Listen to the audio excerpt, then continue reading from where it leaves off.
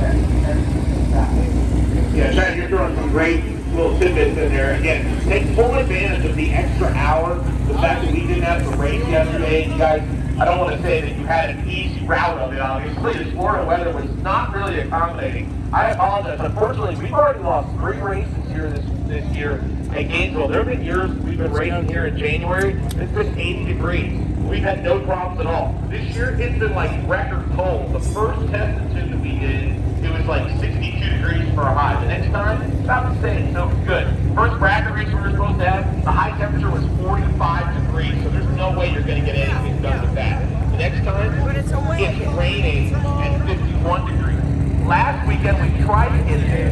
It rained all night on Friday. We never got above 62 degrees, and the track temperature never got above 68 degrees. So we're fighting a losing battle. So obviously, safety is a priority here. We obviously want to give everybody as many runs as possible before we send you up to South Georgia.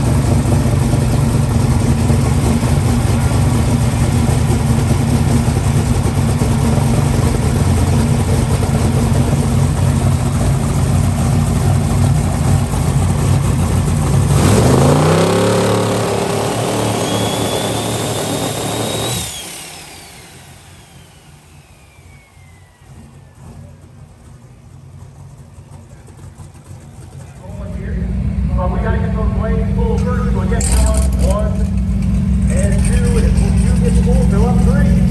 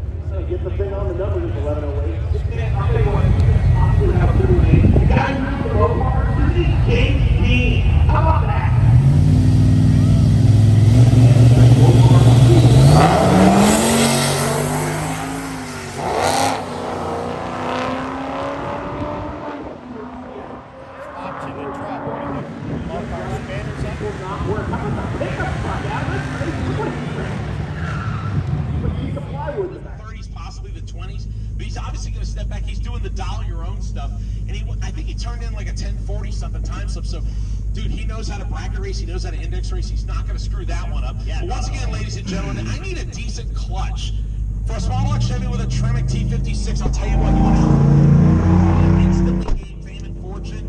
And no, I'm kidding. When I say fame and fortune, they might give you a beer for it. Yeah, definitely. Truck in the left lane had some issues with the transmission. Pulled a sprag going to Mexico before we even started this deal. Dude, Mexico must have just swung the gates wide open, and check it out, wide open, way too fast. 984, 138. No. Here we go, first round. Let's see how we do. And he's another one of those with the good license plates is Beachia. Yeah. Once again, the bullseye for today is 24. So anytime you see anybody come up with an N at the end of it, that's the class of this van. It's called the bullseye challenge. What you're trying to do is get a number close to 24. You can't go faster than 23. No good. 20. No good. It doesn't matter if it's a 924 or a 1224, 1524, whatever it is. 1063, 120 left side. 1099, 133 right side. Beautiful looking Malibu coming up. Love G-bodies, man. I'm a G-body dude. I'm a stick shift dude. So, well, I think I ran a 1023 and I let out. So that ain't gonna work. I probably could have been closer to a 10-0 on that one without letting out. That's crazy. Only on 93 octane right now. We'll see how we do. Go down this long back road and see how we did. Felt really good though. If I can get close to that 1067 that I did at Bradenton, I will try to go as fast as I can later, but I need to get closer to that 1067 first. That's what I have to worry about, and I'm gonna stay here as long as I can to make sure I get as close as I can do that. I'd like to get a 10.6, 10.5, 10.7. Thank you. That's not the right one. Give me the wrong slip.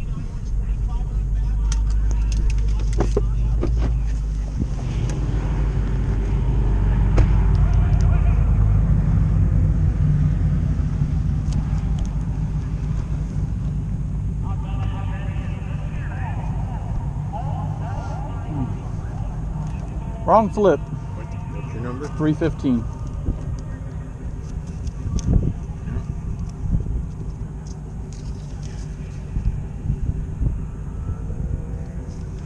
Well, go to the tower and they can give you the right time. I don't have that one here. So that means somebody else got mine. That or she wrote the number down wrong or something on the computer.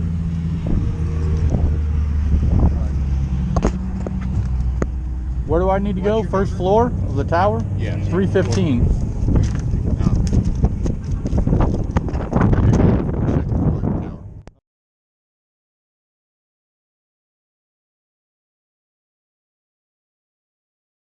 Make sure that I'm actually looking at the right thing on here.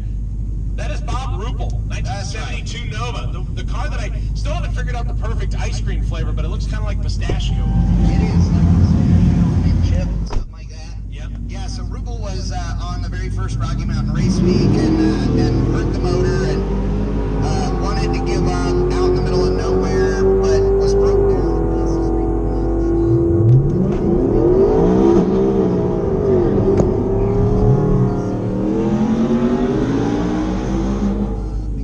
Here we go, second pass. Let's see if I can get closer to that. I ended up running a 1063 the first pass. So I'm 300ths off of my previous. Put another motor and cam and heads and all kinds of junk in the thing and made the rest of the trip. It was pretty awesome. In truth, he hasn't spoken to me since, but he's on all the events.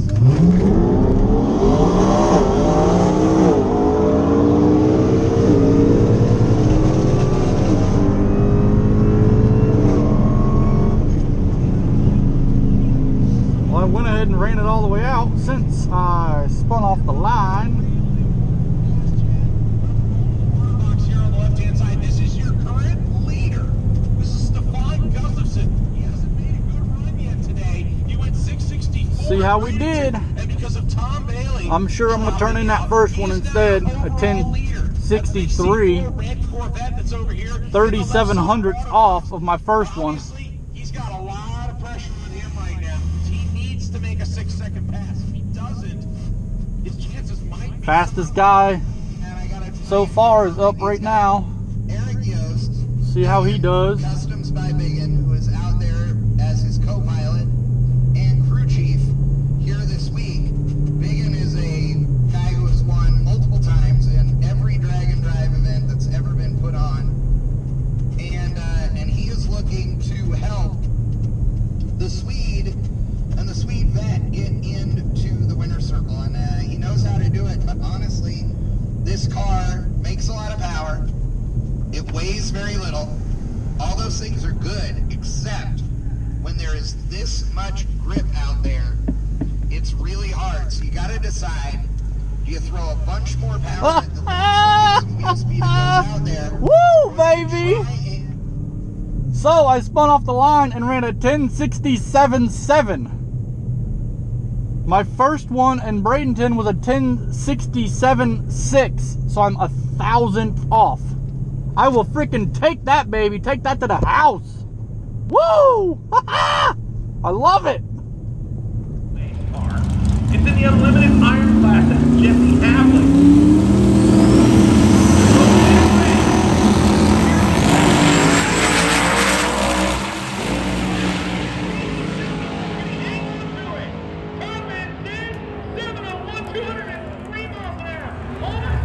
Over on the left-hand side, that's Adam Smokey, 1972 model Camaro.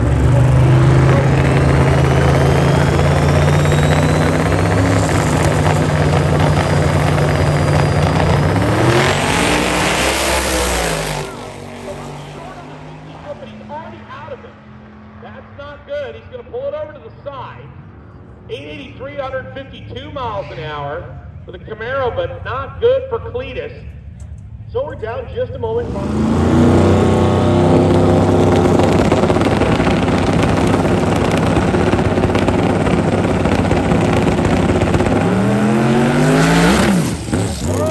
got a little bit of tire spin out of it as he probably had it tuned up just a little too much, but when it... 115, yeah, that looks good.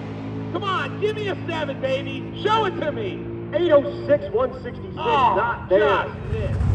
G-body in the pre-stage light, waiting for Faith to get in there. Again, these cars have to be that under 1 second.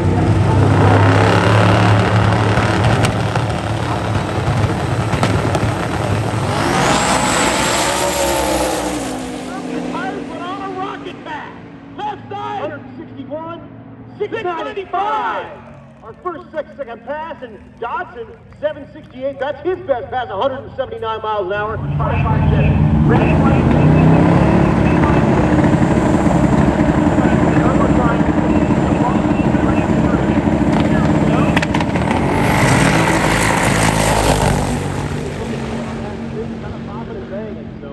got after it small, probably 7-second pass. No, not quite. 817. On the left-hand side, it's LS powered twin turbocharged now. Both actually LS twin turbo. Yep.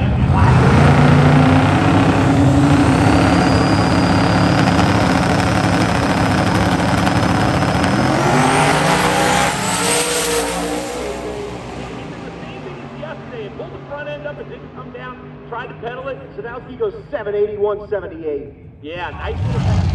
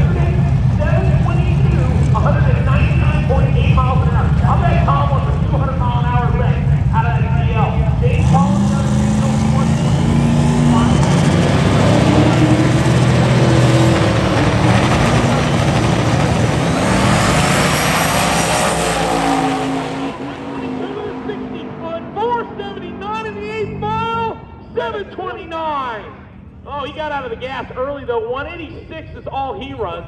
James Tall, a 10 too quick. Yep, womp womp, no good. Put a little bit of an asterisk on that because technically when we left Bradenton, the class leader was in fact Tom Bailey because he did leave the property. Now, Dave Schroeder, when he had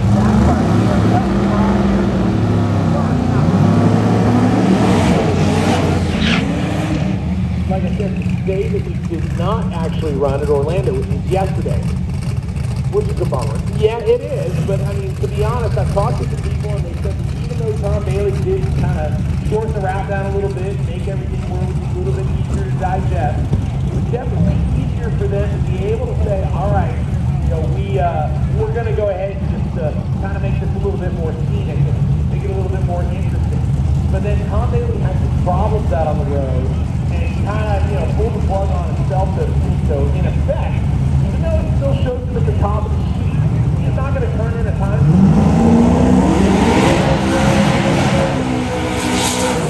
Whereas Stefan Gustafson, the guy doing the burnout across the starting line, the 1989 64 Corvette, is the next guy in line. He's the next quickest car. He went 664, 214. That's going to give him a decent-sized lead in the unlimited class. The next closest car is Nick Taylor. He's starting to call Uncle Sam. As a matter of fact, he's sitting in line back there. He went 7:15, so 5 seconds a second. That's a big difference. But here's the thing: you can't let yourself get short-sighted. You're looking at unlimited and going, "Yeah, I got this one wrapped up. Good, no problem. You're good." No, here's the problem: you got small tire cars that are in the 680 range. All you gotta do is hiccup just a little bit. Those guys and girls are gonna come right around. Yep, 100%. And folks, Steve Turk is down there on the starting line. If you do not have a wristband, he is going to tap you on the shoulder and ask you to leave. Yeah, so now is a good time, even though I'm sure you probably can't hear us. Now is a good time to make sure you don't come up unless you are ready to do so, meaning you've been through all the checks and balances. Because if you don't have an armband, Steve Turk is going to make you aware of that problem very quickly. But here we go, cars in the lead.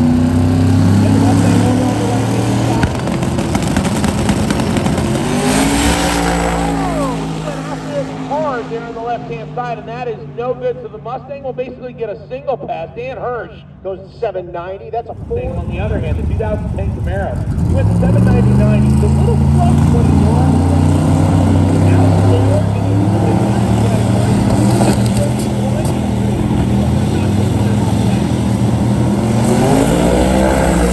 he might have set it up a little soft. 497 to the 8th mile. Here it comes. 749 at 194. 795 for Taylor in the left lane, definitely off of the gas. I'm going to have to zip through my list here real quick.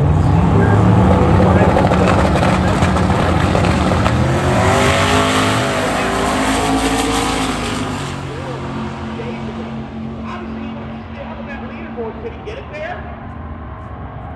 882, 164, that's not good. GTO, yep. Hard to know the deal, run the small tires, 5. Yep.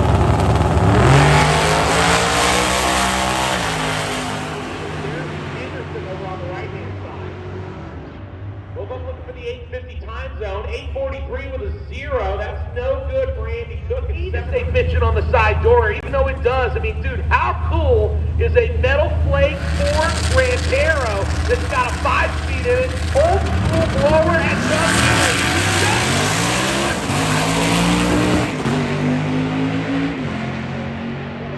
just all the way down, and both of them are making good passes. 885.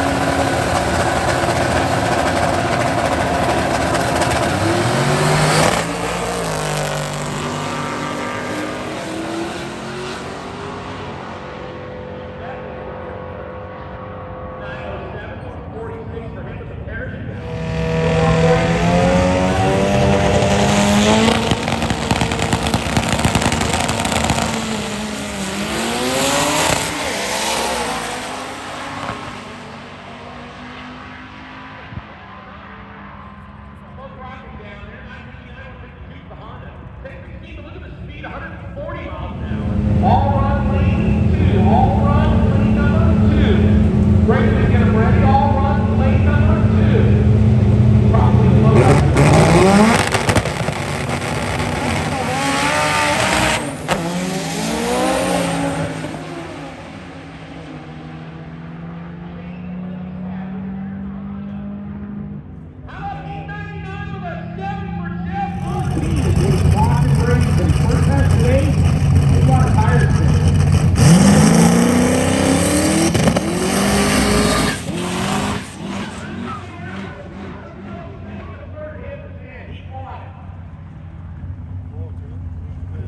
Probably bring it back around, no doubt.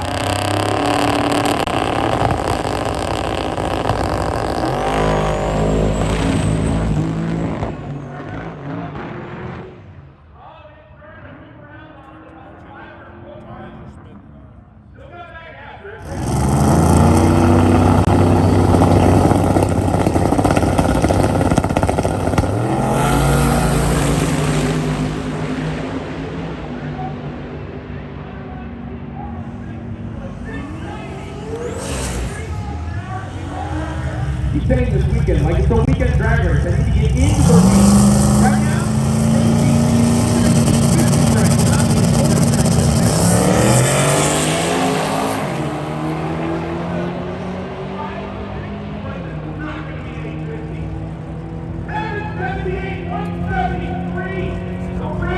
he went 685 at 203 miles per hour.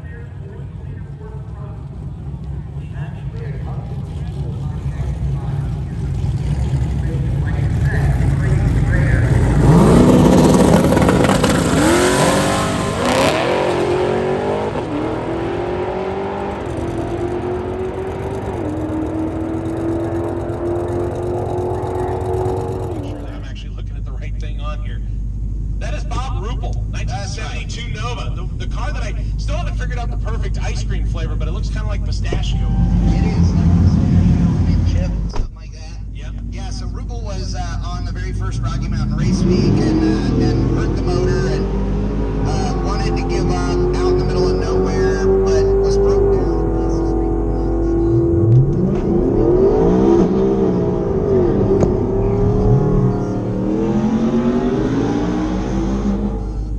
Here we go, second pass. Let's see if I can get closer to that. I ended up running a 1063 the first pass. So I'm 300ths off of my previous. Put another motor and cam and heads and all kinds of junk in the thing and made the rest of the trip. It was pretty awesome. In truth, he hasn't spoken to me since, but he's on all the events.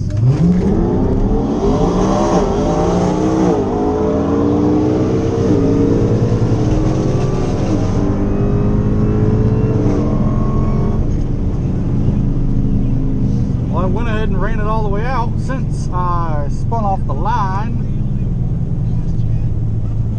Box here on the left-hand side. This is your current leader.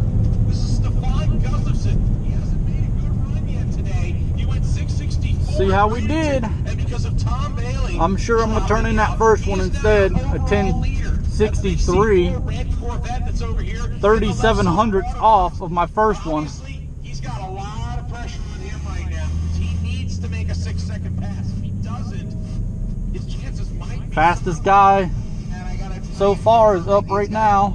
Eric Yost, See how he does. Customs by Biggin, who is out there as his co-pilot and crew chief here this week.